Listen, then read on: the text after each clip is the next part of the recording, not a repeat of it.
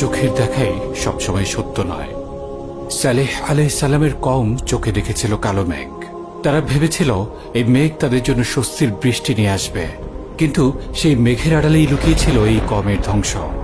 নমরুদ আর তার বাহিনী আল্লাহর সাথে যুদ্ধ ঘোষণা করে আকাশে তীর নিক্ষেপ করছিল। সেই তীরগুলো আল্লাহর হুকুমে রক্তাক্ত হয়ে ফিরে আসছিল। নমরুদের চোখের দেখা মিথ্যা ছিল। আল্লাহকে পরাস্ত করতে সক্ষম হয়েছে এই ভেবে সে উল্লাস করছিল। তার উল্লাস মিথ্যা ছিল।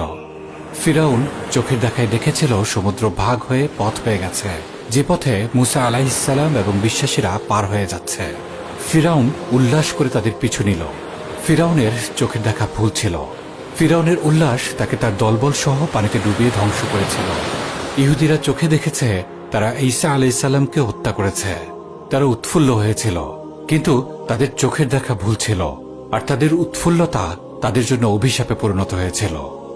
আব্রাহা চোখে দেখেছিল আল্লাহর ঘর কাবা আর তার বিশাল বাহিনীর সামনে বাধা দেওয়ার মতো কেউই নেই। সে উল্লাস করে এগিয়ে গিয়েছিল আল্লাহর ঘর ধ্বংস করতে। তার চোখের দেখা ভুল ছিল।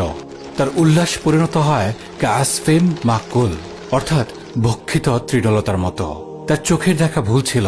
তার উল্লাস তার কোনো উপকারেই আসেনি। আবু জাহাল বদরের ময়দানে অল্প কিছু মুসলিম সৈন্য দেখে উল্লাস করেছিল। তার চোখের দেখাই সব ছিল না। সে দেখেনি আকাশ থেকে নেমে আসা আলফিন মালাইকা। তার চোখের দেখা ভুল ছিল, আর তার উল্লাস তাকে অন্ধকূপে নিক্ষিপ্ত করেছিল। অতঃপর আজ যারা নিজেদের চোখে কাফেরদের জাকজমক, শান শওকত আর শক্তি ক্ষমতা দেখে উৎফুল্ল হচ্ছে, তাদের বিজ্ঞান, প্রযুক্তি আর উন্নতি দেখে ইসলামকে পাশে সরিয়ে রেখে তাদের আদর্শ গ্রহণ করছে, শীঘ্রই তারা জানতে পারবে তাদের চোখের দেখা ভুল ছিল, আর তাদের এই উল্লাস তাদের কোনো উপকারেই আসবে না।